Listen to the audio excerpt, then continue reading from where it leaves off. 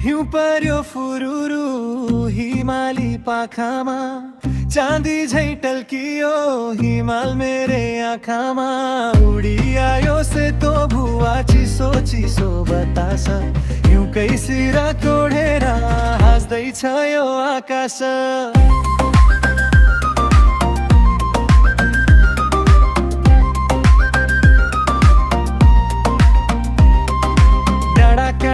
तामे भए वनै भयो सेतो, प्रकृतिले फेरेछ क्यारे नौलो फेरो चम्किलो।